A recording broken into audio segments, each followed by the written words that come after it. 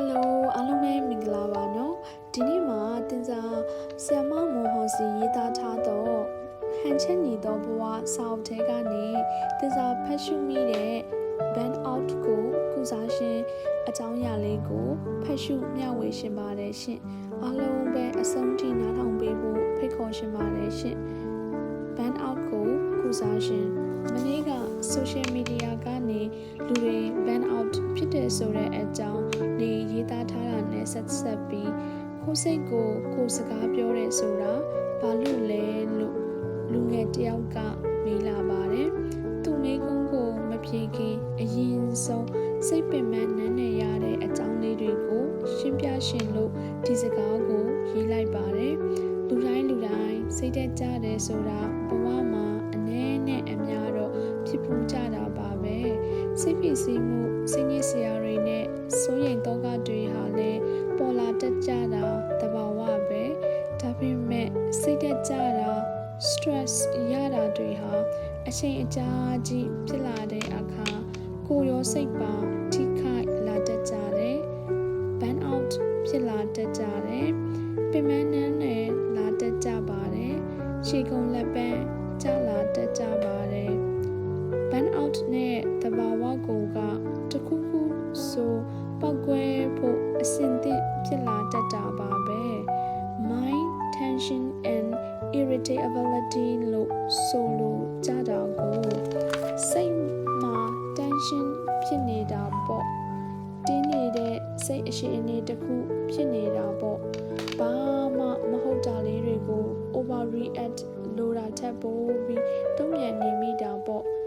အိမ်မှာရောအလုပ်မှာပါထိကနေရှိအော်ပြစ်လိုက်မိတာမျိုးဘယ်သူကဘာလာပြောအထစ်မခံရွှေပကံဖြစ်နေတာမျိုးဆိုကျမတို့မှာ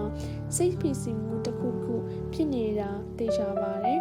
စိတ်ဖိစီးမှု stress ဆိုတော့လူတိုင်းမှာရှိပါတယ် stress ဖြစ်လာပြီးဆိုအရင်ဆုံးအိပ်စက်ရှင်ကိုတိတိတသားထိခိုက်လာတတ်ပါတယ်ခဏလေးအိပ်ပျော်ပြီးပြန်လို့လာတာပြန်အိပ်မရတော့တာအိပ်ပျော်နေတာတွေကိုထင်ပေမဲ့တကယ်တမ်းမှာပတ်ဝန်းကျင်ကအတန်တွေလှုပ်ရှားမှုတွေအားလုံးကိုတည်နေတာဒါကိုအင်္ဂလိပ်လိုတော့ insomnia လို့ခေါ်ကြပါတယ်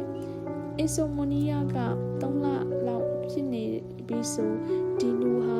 စိတ်ဖြစ်စီမှုရှိနေတယ်ဆိုတာသေချာပေါက်ပြောလို့ရပါပြီအိမ်မပြောဘူးဆိုရင်လည်းအလုပ်လည်းကောင်းလုပ်လို့မရတော့ပါဘူးအာရုံစိုက်လို့မရဘူး concentration ကျလာတယ်ကိုအရင်ကိုကြိုက်နစ်ခဲ့တဲ့အရာတွေကိုတောင်ပြန်လို့ရှင်တဲ့စိတ်ဆန္ဒအင်အားမရှိတော့ဘူးဒါတွေကကိုပျော်ရွှင်လာအောင်မစွမ်းဆောင်နိုင်တော့ဘူးနောက်တစ်ခုကအစားအစာတွေပုံမှန်မှန်တော့ဘူးတချို့လုံးဝမစားတော့ဘူးစားဖို့မေ့နေတယ်တချို့တစ်ချိန်လုံးစားကျင်နေတယ်မုံတွေလိုက်ရှာနေတာမျိုးပေါ့လုပ်ရတဲ့အလုပ်ပေါ်မှာလုံးဝလှုပ်ရှားတက်ကြွမှုမရှိတော့ဘူး motivation မရှိတော့ဘူးအလုပ်သွားတဲ့အခါတိုင်းကိုတရွတ်တိုက်ဆွဲခေါ်သွားတာခံရတယ်လို့ဘာမှမလုပ်ရသေးဘူးတစ်ချိန်လုံးနေမကောင်းဖြစ်နေတယ်လို့ခံစားရတယ်ဘိုင်းနာတယ်ခေါင်းကိုက်တယ်စသဖြင့်ပေါ့9နာရီလောက်အဲ့ရထဲမှာအိတ်နေနဲ့ရှေးကုံလက်ပန်းကျနေတယ်အဲ့ဒီလိုလက္ခဏာတွေတစ်ခုမဟုတ်တစ်ခုဖြစ်နေပြီဆိုရင် burn out ဖြစ်နေပြီလို့ပြောလို့ရတာပါတယ် burn out ဖြစ်နေတဲ့ကိုကုစားဖို့လိုပါတယ်ဟိုဘက်တက်ရအောင်မယ်ဒီဘက်တက်ရအောင်မယ်သူနဲ့ချိန်ထားတာဖြတ်လို့မကောင်းဘူးသွားမှကောင်းမှဆိုတဲ့ဝတ္တရားကြည်ယုံဆောင်ရွက်ရတဲ့ social plans တွေကိုရှော့ချဖို့လိုတယ်အလုပ်လုပ်တဲ့အခါခဏ pause လုပ်ပေးပါရပ်ပေးပါ3နာရီလောက်တောင်းလျှောက်လုပ်နေတာထက်ဆိုင်ရင်နိုင်ဝက်လောက်လုပ်ပြီး7မိနစ်လောက်ဟိုးလျှောက်ဒီလျှောက်ပြတင်းပေါက်ဖွင့်ပြီးအပြင်လေးပါလေးကြည့်အေးလေးတောက်စတဲ့ပြည့် break လေးတွေယူပြီးလုပ်တာဟာပိုပြီးထိရောက်မှုရှိနိုင်ပါတယ်စာချက်နေတဲ့သူတွေဆိုလဲဒီသဘောအတိုင်းပါပဲ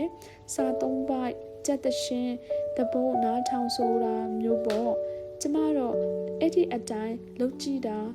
အဆင်ပြေတယ်နားမယ်ဆိုရင်တကယ်ကိုနားလိုက်ရမယ်အာယုံတွေကိုပါနားလိုက်ရမယ်အာယုံအကျဉ်းစုတွေစုပြုံနေတဲ့အာယုံတွန့်ပြန်မှုတွေကိုစိတ်ဆော်တတ်တဲ့ social media ပေါ်ကသတင်းတွေနားမထောင်မိဖို့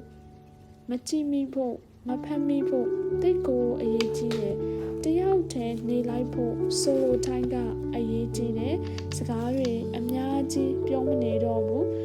ကိုယ်စိတ်ကိုပဲနားလည်အောင်လုပ်တယ်ကိုယ်စိတ်ကိုစကားပြောတယ်စိတ်နာကျင်နေတာတွေကိုသိတယ်ဘာဖြစ်လို့နာကျင်ရတယ်လဲနားလည်တယ်စိတ်ရှုပ်နေတယ်စိတ်ရှုပ်နေတာကိုသိတယ်နားလည်တယ်ဒေါသဖြစ်တာဝမ်းနည်းတာစတဲ့စိတ်ခံစားမှုအမျိုးမျိုးဟာအဲ့ဒီလိုစောင့်ကြည့်လိုက်တာနဲ့ပထမအဆင့်အနေနဲ့ဆက်မဖြစ်တော့ပဲတက်လက်တက်သွားပါတယ်ဆက်ပြီးကြည့်နေရင်တဖြည်းဖြည်းပါရသွားပါတယ်နောက်ဆုံးမှာပျောက်ကွယ်သွားပါတယ်ဒါကစိတ်ကိုဖြည်းဖြည်းရှော့လိုက်တဲ့ပုံစံပါစိတ်ကိုသိနေတဲ့တတိကအလေးအကျင့်အကောင်းလာတဲ့အခါဝိပဿနာဉာဏ်အထိဖြစ်ပေါ်နိုင်ပါတယ်တဲ့အားလုံးပဲအဆုံးထိနားဆင်ပေးလို့ကျေးဇူးအများကြီးတင်ပါတယ်ရှင်အားလုံးတက်တာ